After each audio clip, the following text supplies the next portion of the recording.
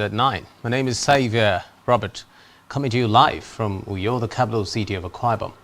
Let's take a look at the headlines. President Buhari reappoints Idris Musa as Oil Spill Detection Agency boss. Appeal Court upholds Adeleke as Osun governor.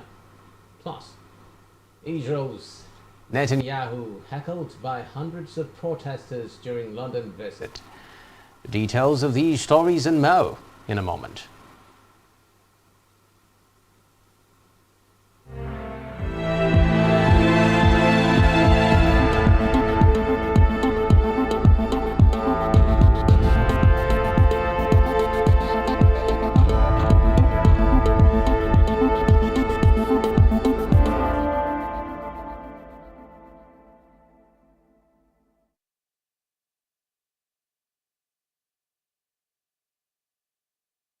First in the news tonight, President Muhammad Buhari has approved the reappointment of Idris Musa as the Director General of the National Oil Spill Detection and Response Agency, NOSTRA. This was disclosed in the statement by the Ministry of Environment, saying the reappointment followed Musa's performance in the past 4 years. According to the statement, Musa was first appointed on April 1, 2019. For an initial tenure of 4 years. The reappointment takes effect from April 1, 2023. Away from that now, the federal government is set to implement the recommendations of the Special Investigative Panel probing alleged cases of human rights violations and counterinsurgency in the Northeast. The Minister of Justice, Abubakar Malami, made the statement when members of the panel on human rights violations and counterinsurgency operations in northeast Nigeria, SEEP Northeast, visited him to brief him on the progress made by the panel. Malami noted that President Buhari has established a record of compliance with the recommendation of the National Human Rights Commission, NHRC, and government's commitment to upholding human rights as well as ensuring justice for victims of violations in the Northeast. He urged stakeholders to support the work of the CBN and the NHRC in achieving the goal. And while in a bid to reduce the incidence of child abuse in the country, the federal government and United Nations International Children Emergency Fund, UNICEF, are partnering to improve on techniques of communicating children's rights issues, including various violations and sanctions against them. The initiative is to develop university curriculum that helps to broaden the scope of knowledge and exposure of the communication students and practitioners of mass communication by infusing child rights concerns. Speaking at the two-day training of trainers on the presentation of the new curriculum for child rights reporting for universities and polytechnics in Nigeria in collaboration with UNICEF in Enugu, Minister of Information and Culture Lai Mohammed said the idea was to facilitate the movement of journalists from the present level of child rights awareness to a certain degree of knowledge, thereby bringing about the needed paradigm shift in reporting children. Meanwhile, Director and Head Advocacy Unit, Child Rights Information Bureau, CRIB, Federal Ministry of Information and Culture, Zira Naga, who represented the minister, said the new curriculum and manual for journalism and mass communications, as well as instructor's guide, have been developed to fill the gaps for polytechnics. In the meantime, the Minister of Aviation, Hadi Sirika, has said that the federal government will complete the ongoing concession of some international airports and the launch of Nigeria Air before May 29.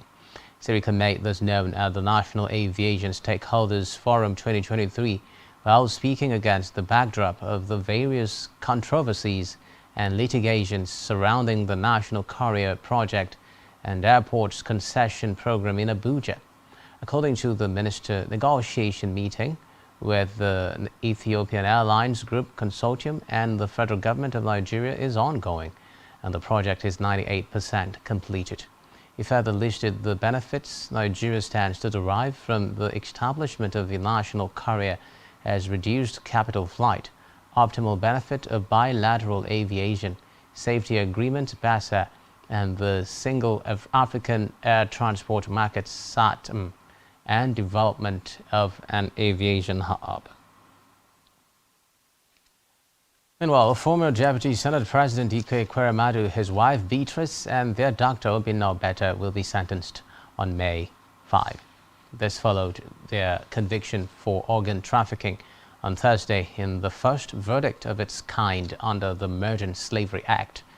Ekweremadu, aged 60, his wife Beatrice, aged 56, and Dr. Obinna Obeta, aged 51, were found guilty of facilitating the travel of a young man to Britain with a view to his exploitation after a 6-week trial at the Old Bailey. However, the lawmaker's daughter Sonia was cleared by the court.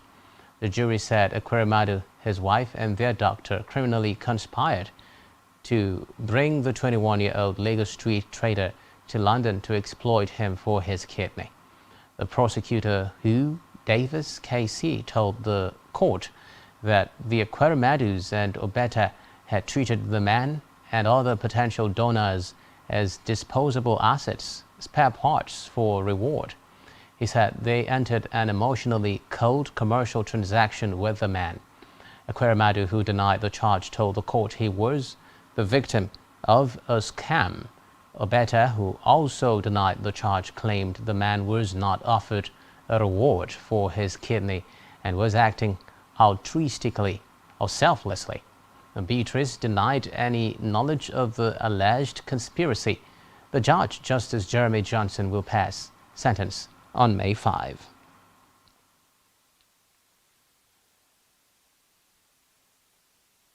To the judiciary now, where the appeal court sitting in Abuja today set aside the judgment of the Osun State Election Petition Tribunal that annulled the victory of Ademola Adeleke of the People's Democratic Party (PDP) during the July 16, 2022 Osun State governorship election.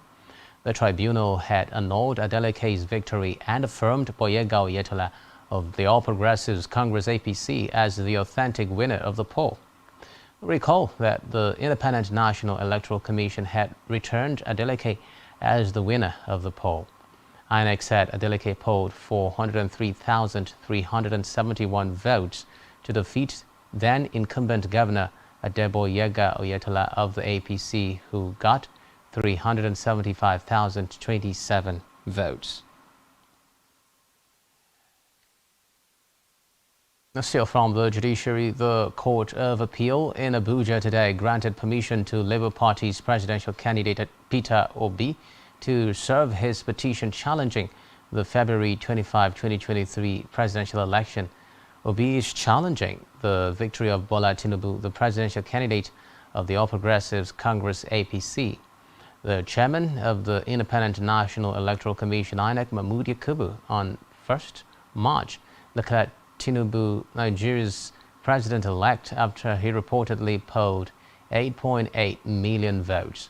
But Obi, who was announced third in the presidential contest, filed a petition at the Presidential Election Petition Tribunal in Abuja, seeking to upturn Tinubu's victory. Obi and the Labour Party jointly filed a complaint before the court as co-petitioners on 20th March. Meanwhile, a federal high court in Abuja has adjourned a suit filed by Siminalayi Fubara, Rivers State People's Democratic Party's governor-elect, and his deputy Ngozi Odu over an alleged plan by the party to suspend them. Justice Inyako, in a short ruling today, fixed April 20 for judgment after Fubara's counsel Joshua Musa and Johnson Usman, who represented the PDP, adopted their processes and presented their arguments. ECO also fixed April 20 for judgment in the suit filed by Senator Sandy Ono, the Cross Rivers PDP governorship candidate, and Ambrose Emana, his running mate, against the PDP and its executives over allegations bordering on planned suspension.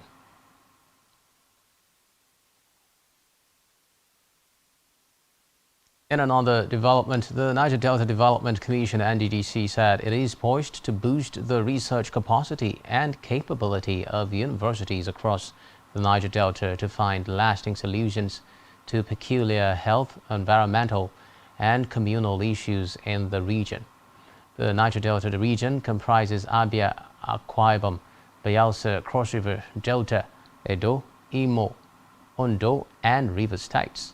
The NDDC Managing Director Samuel Obuku spoke amid courtesy visits by delegations from the River State University and Ignatius Ajuru University of Education to the Commission's headquarters in Port Harcourt, River State. The Commission added that it would review its youth development programs to ensure that youths of the Niger Delta become more productive in the face of modern challenges.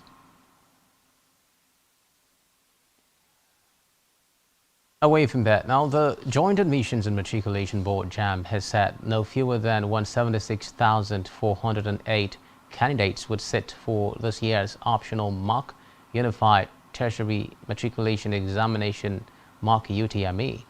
The exam body said notification slips for candidates who had registered for the mock UTME scheduled for Thursday, 30th March 2023 is ready for printing.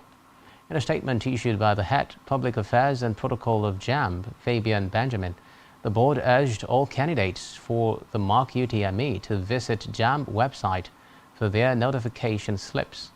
The board reiterated that the scheduled commencement time for the examination is sacrosanct, while restating its zero tolerance for examination malpractice. In politics, the All Progressives Congress Kogi State Chapter has approved the suspension of a member of the National Working Committee, Marutala Yakubu Ajaka, by the executive members of Ajaka Ward 1 of the party. Yakubu, who is the Deputy National Publicity Secretary of the party, had been suspended by the entire executive members of APC Ajaka Ward 1, Igalamela Odolu local government area of Kogi State, in a letter dated March 20 over alleged anti-party activities, insubordination, gross misconduct, unguided statement, running parallel party structure, and encouraging factionalism in the party. Reacting to the action of the ward executives in a statement signed by the State Secretary Joshua Emmanuel, the Kogi APC leadership affirmed Yakubu's suspension, adding that he has been barred from participating in all party activities.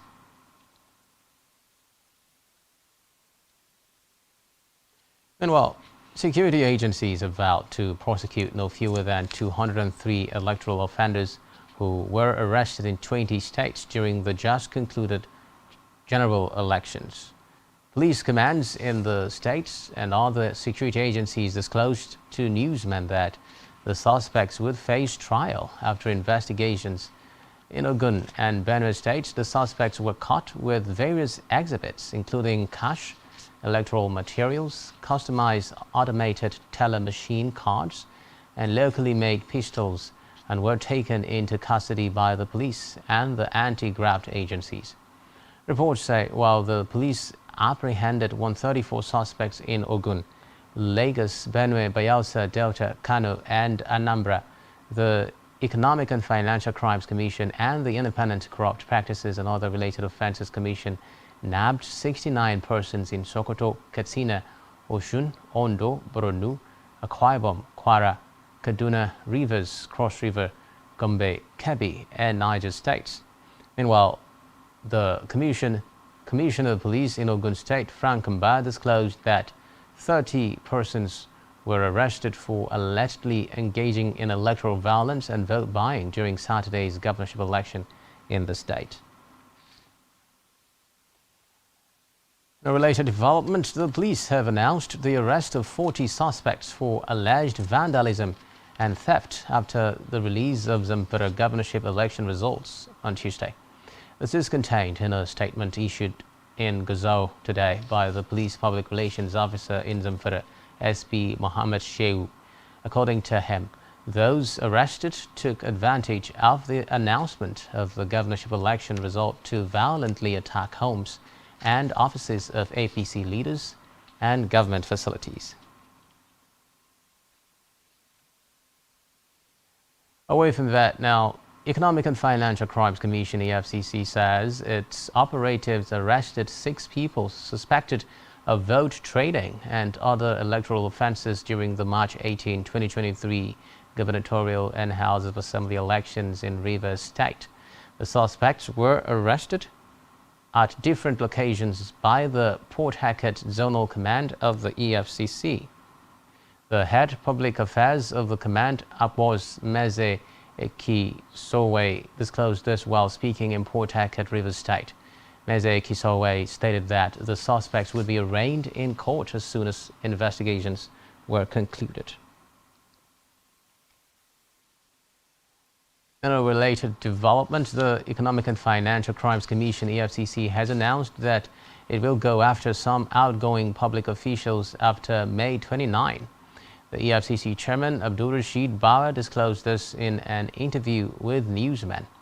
Bauer, who did not give names or the number of public officials that would be brought under the law, disclosed that at least 2 ministries were currently under the radar of the Commission for fraudulent activities that bordered on procurement processes.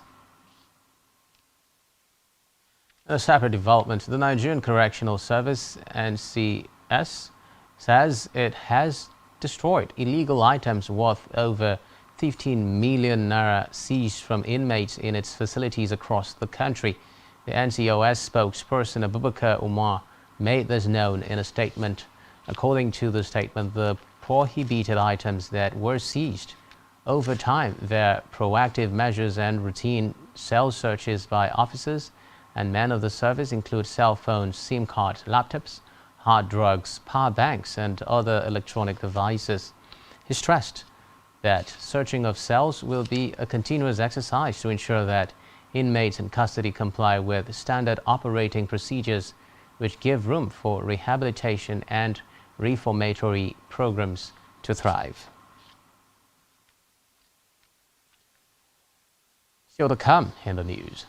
The biggest fall. Deutsche Bank share slide reignites worries among investors. Do stay with us.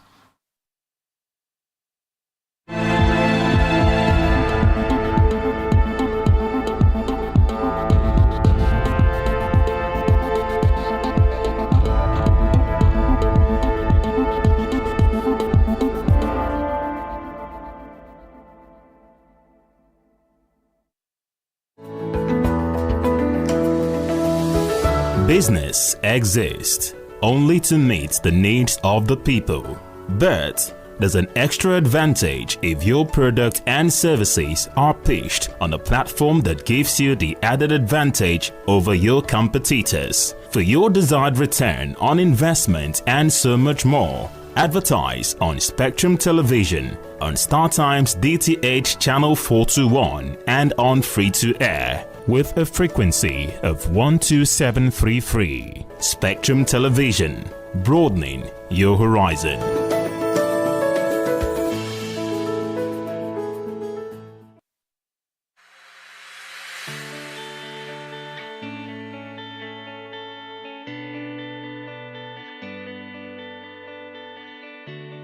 Every day, we bring you up-to-date information on topical issues affecting the common Nigeria. Some issues on politics, Hello Nigeria, I remain committed. security,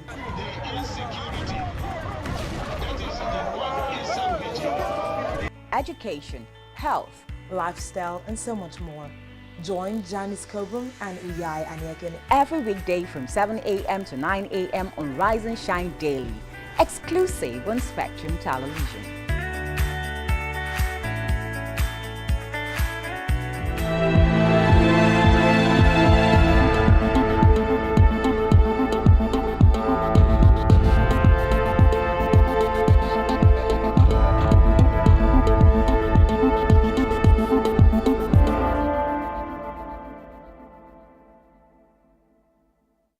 Many thanks for staying tuned. We move on now to Africa, where a Kenyan court has dismissed an appeal by two men who are serving long sentences for their role in the 2015 Garissa University College attack, which left 148 people dead.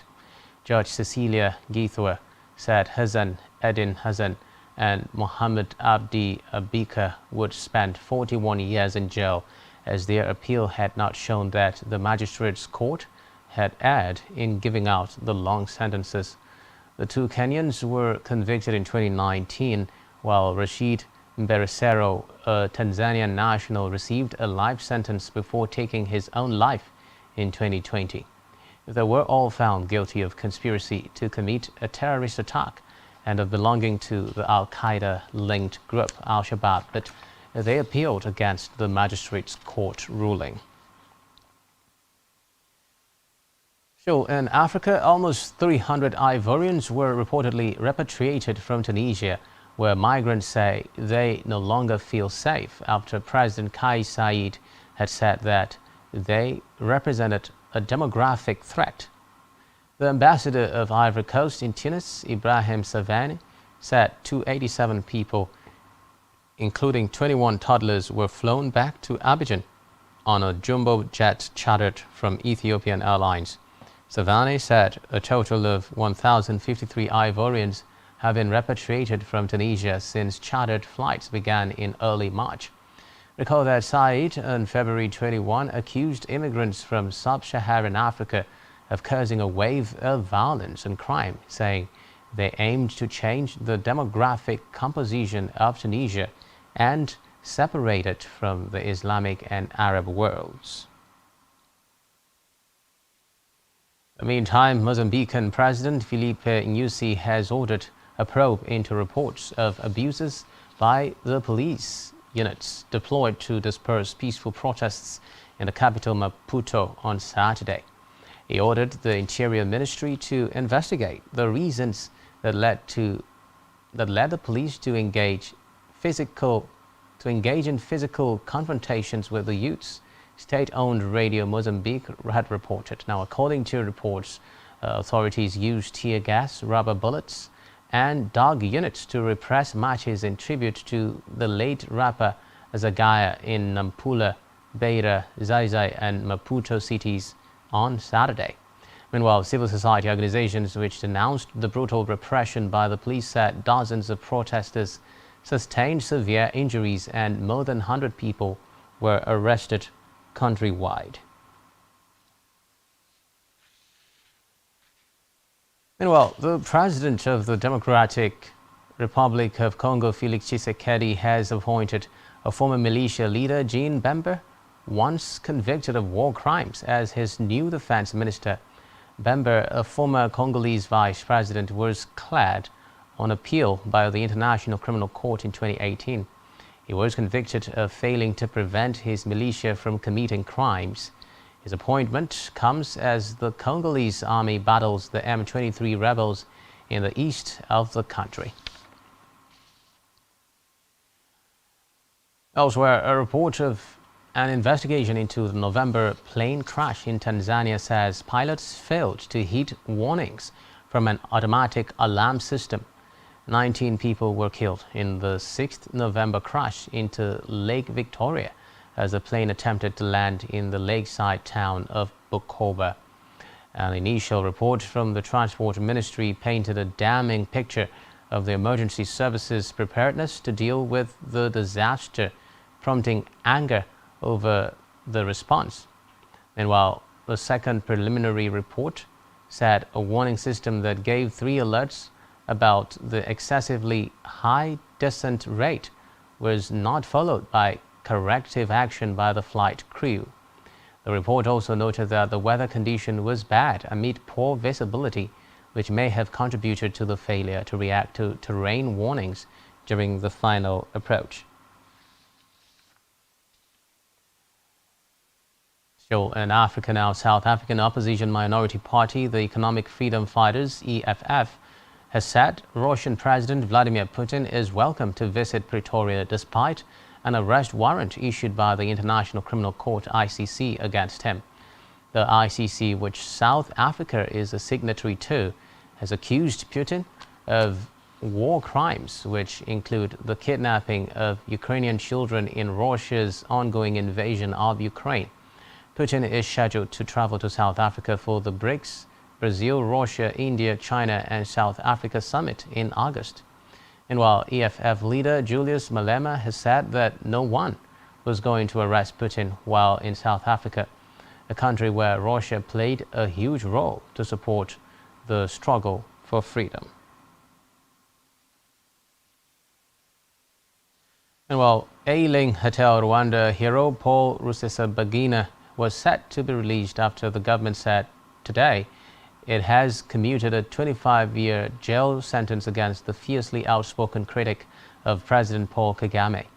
The announcement comes less than 2 weeks after Kagame said Kigali was looking into resolving Rusesabagina's case, which has been a cause of concern for the West and global rights groups.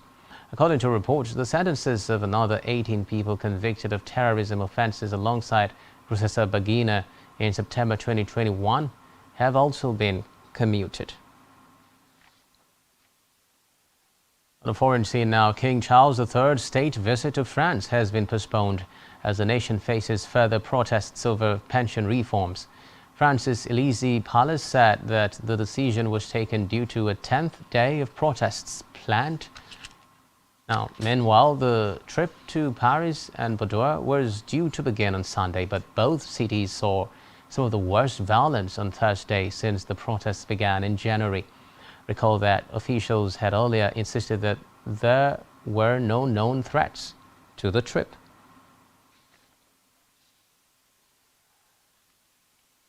In a related development, London's Westminster Abbey said visitors will get the chance this summer to follow King Charles's coronation footsteps, getting access for the first time in living memory to an area sealed off to the public.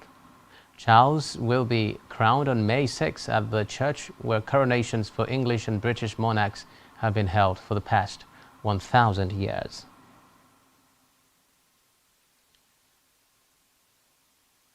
Meanwhile, hundreds of protesters rallied today outside Downing Street in central London to heckle the arrival of Israeli Prime Minister Benjamin Netanyahu for a meeting with his British counterpart Rishi Sunak.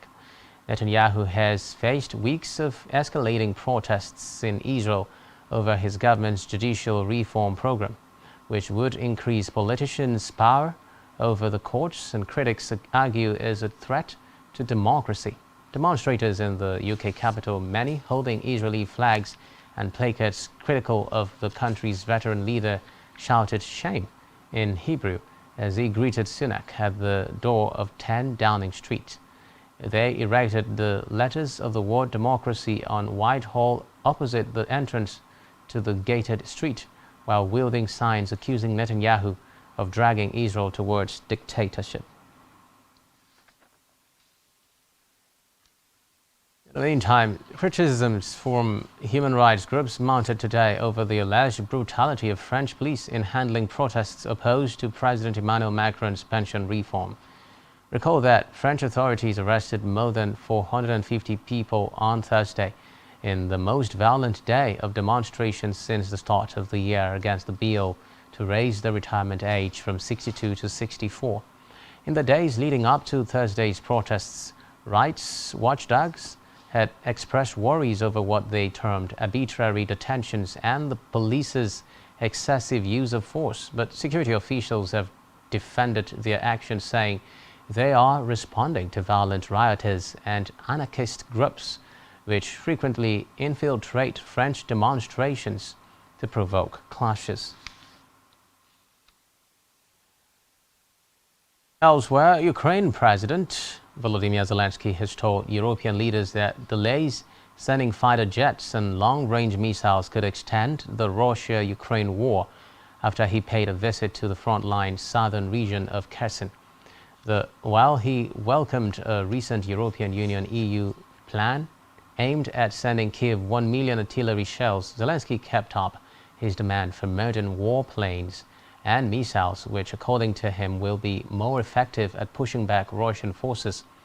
His demands came after Alexander Scarcity, commander of Ukraine's ground forces, said he planned to take advantage of the fact that Russian troops were exhausted near Bakhmut, the scene of the longest and bloodiest battle since the Russian invasion last year. Now it's time for the latest business and stock market stories. We have Blyden Camp standing by.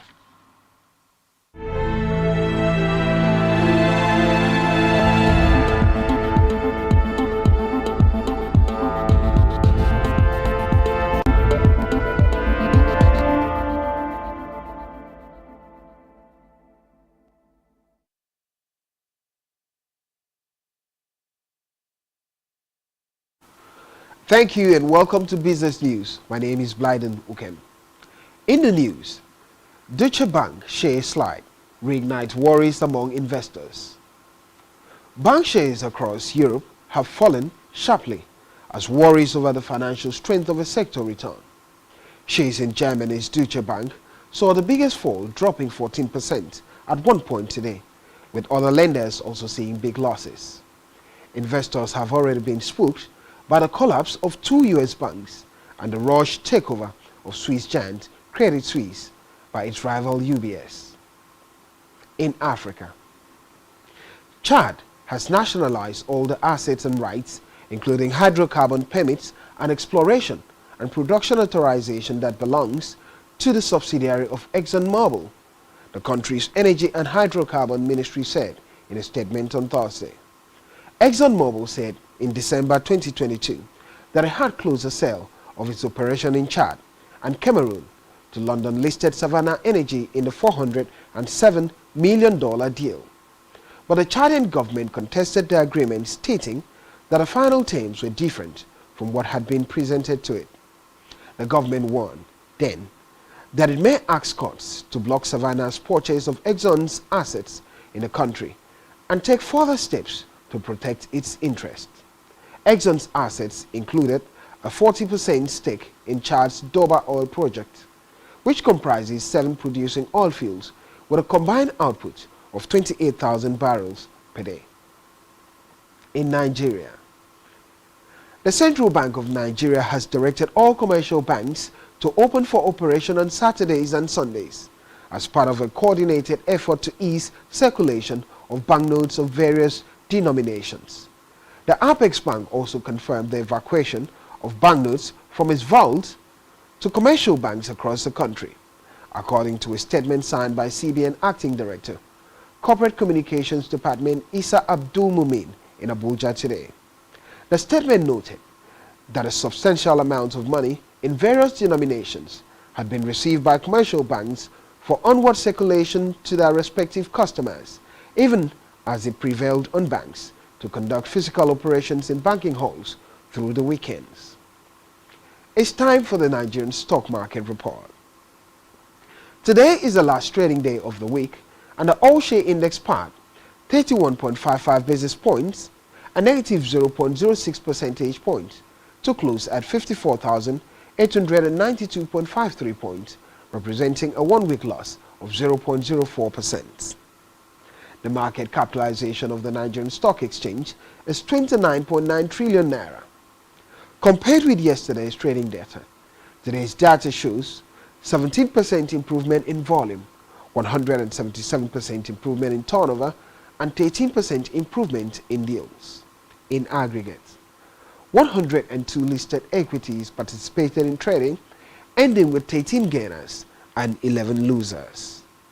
NPF Microfinance Bank led the gainers with 6.94% share price appreciation, closing at 1 naira 85 kobo per share, followed by Gerego Power with a positive 6.25% appreciation. On the losing side, ICO Insurance came at last with an end-of-day price appreciation of 5% at 57 kobo per share, followed by Wapik Insurance with a negative 4.76% depreciation. Fidelity Bank recorded the highest volume of 21.5 million traded shares, followed by Guarantee Trust Holdings with 14.9 million traded shares. This is all in Business News today, and back to Xavier Robert for the rest of the news. Many thanks, Blyden. Still to come in the news. So the biggest Guinea-Bissau fall dropping clip Super Eagles wings. So stay with us. have already been spooked.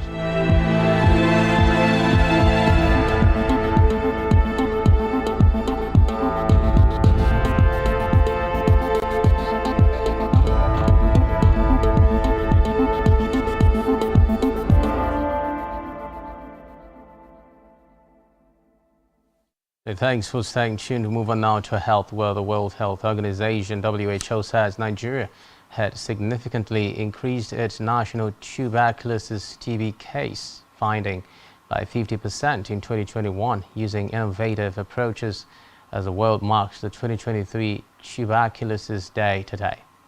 The WHO Regional Director for Africa, Dr. Matshidiso Moeti, made this known in her message in commemoration of World TB Day. World TB Day is marked yearly on March 24 to raise public awareness about the devastating health, social, and economic consequences of the preventable disease and call for accelerated action to end it. This year's theme, Yes, We Can End TB, highlights the need to ensure equitable access to prevention and care in line with the drive towards universal health coverage and the Sustainable Development Goals. Dr. Moeti said it was important to find and diagnose cases of TB so that the patients can be treated and their contacts offered preventive medication. Still in health, the devastation by Tropical Cyclone Freddy is exposing major health risks in the hardest hit southern African countries, where emergency response efforts are being ramped up to provide relief to affected communities. The World Health Organization says more than 300 health facilities have been destroyed or flooded in Madagascar, Malawi, and Mozambique following the devastation by Cyclone Freddy, leaving communities without adequate access to health services. The reports say the cyclone's devastation has raised public health risks, including the increased spread of cholera, malaria, vaccine-preventable diseases, COVID-19, as well as malnutrition, support for trauma and mental health. Tropical Cyclone Freddy was an exceptionally long-lived, powerful and deadly storm that traversed the southern Indian Ocean for more than 5 weeks in February and March 2023. In sports now, Guinea-Bissau stormed Nigeria 1-0 in a 2023 Africa Cup of Nations qualifier at the Moshood Abiola National Stadium in Abuja. A 29th minute goal was all the visitors needed to shock the 2013 AFCON winners on home soil and hand them a famous victory.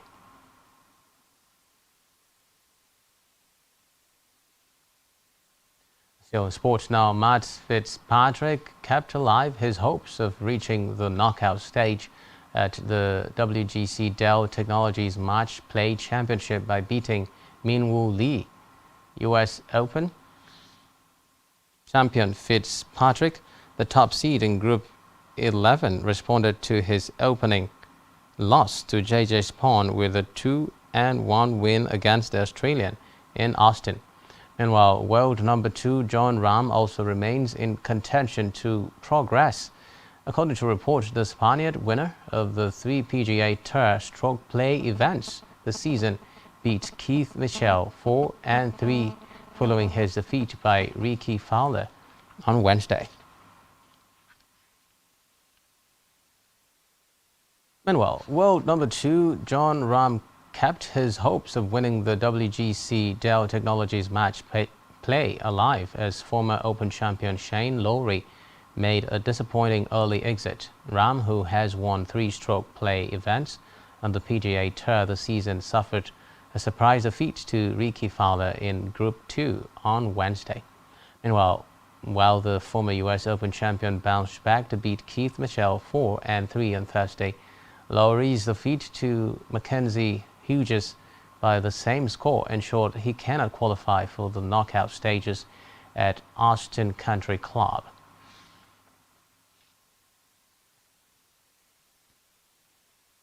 In entertainment news, Meta Chief Executive Officer Mark Zuckerberg and his wife Priscilla Chan have welcomed their third baby, named Aurelia Chan Zuckerberg. Zuckerberg made the announcement on Instagram today as he shared cute photos of him and his wife with the newborn girl. Zuckerberg and Chan's new baby is added to their daughters, 5-year-old August and 7-year-old Maxima Max.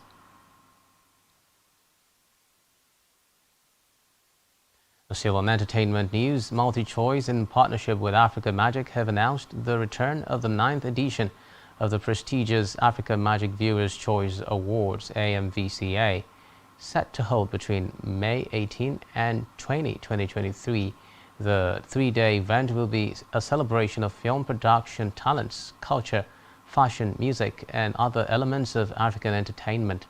Head of Content and West Africa Channels at MultiChoice, Busola Tejumola, revealed the schedule for this year's AMVCA at a press conference. According to her, the AMVCA has, in the last 8 years, become the unit by which excellence is measured and recognized. And this 9th edition of the AMVCA stands in a unique position, being hosted in the 20th year of Africa Magic operations in Nigeria, and at a point when cinematic output across Africa is entering a phase of global recognition and appreciation. Meanwhile, the nominees for this year will be revealed by 7 p.m. on April 9, 2023 across all Africa Magic channels.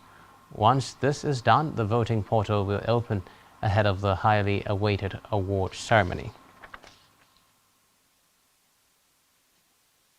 And lastly, on entertainment tonight, South African superstar rapper Cole has released the remix of his hit single Sete, which he features Nigerian singer sensation Oxlade and Tanzanian superstar Diamond Platinum.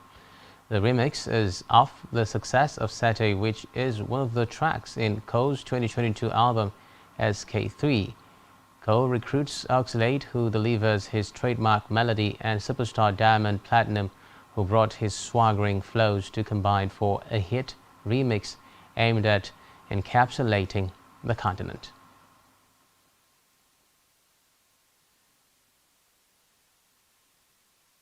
Now that's all we have for you at this time. Do ensure to follow us on social media and subscribe to our YouTube channel, all of which you can find on our website, spectrumtv.ng.